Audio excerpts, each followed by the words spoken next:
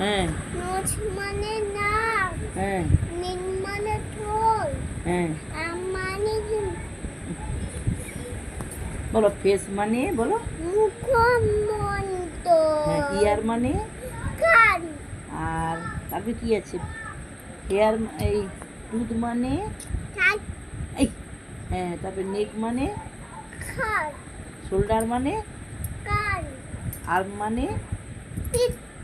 বাঘ মানে পাক মানে পিঠ, হ্যাঁ আর্ম মানে পাউ, হিপ মানে কোমর, তারপরে এটা কি হ্যান্ড মানে হাত,